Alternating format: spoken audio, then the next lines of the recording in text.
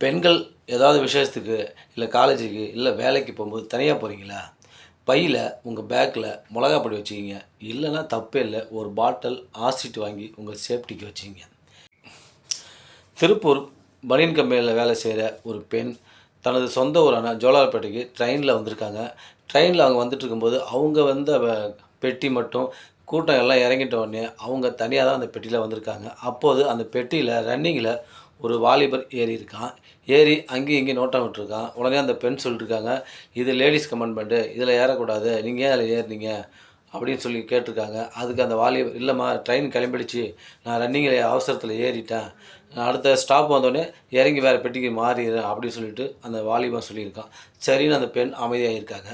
கொஞ்ச நேரத்தில் அந்த வாலிபன் அங்கேயும் இங்கேயும் சுற்றிட்டு பாத்ரூம் போயிட்டு மீண்டும் வந்து தனியாக இருந்த அந்த பெண்கிட்ட பாலியல் தொல்லை கொடுத்துருக்கான். அந்த பெண்ணை கெடுக்கிறதுக்கு முயற்சி பண்ணியிருக்கான். அந்த பெண்ணு உடனே, நான் அந்த மாதிரி பெண் கிடையாது, என் வயிற்றில் 3 மாதம் குழந்தை வளருது, நான் கர்ப்பிணி பெண், என்னை விட்டுரு அப்படின்னு எவ்வளவோ அழுது கத்தியிருக்காங்க. ஆனாலும் அந்த காம கொடூரன் அந்த சைக்கோ அந்த பெண்ணை விடவே இல்லை. இப்போ அந்த வாலிபர்கிட்டேருந்து அந்த பெண் எவ்வளோ விடாமுடியாக கஷ்டப்பட்டு தப்பிக்க முயற்சி பண்ணி ட்ரெயினை நிப்பாட்டுறதுக்காக செயினை பிடிக்க இழுக்க போயிருக்காங்க. அப்போ அந்த சைக்கோ அந்த பெண்ணோட கையை பிடிச்சி வளைச்சி முறித்து அந்த கையவே முறிச்சிட்டான். இப்போ அந்த பெண்ணு ரொம்ப கஷ்டப்பட்டு எவ்வளோ அந்த வாலிபனை தப்பிக்க முயற்சி பண்ணி மயக்க நிலையில் ட்ரெயின்லேருந்து கீழே விழுந்துட்டாங்க. இப்போ அந்த பெண்ணு ஆஸ்பத்திரி இருக்காங்க. அந்த சைக்கோ காவல் நிலையத்தில் ஒப்படைக்கப்பட்டிருக்கான். பெண்கள் நீங்கள் காலேஜுக்கு போகணுமா, இல்லை வேலைக்கு போகணுமா, இல்லை ஏதாவது விசேஷத்துக்கு தனியாக போகிறீங்களா, மறந்துடாமல் உங்கள் பேக் உள்ள மிளகா பொடி வாங்கி வச்சிங்க.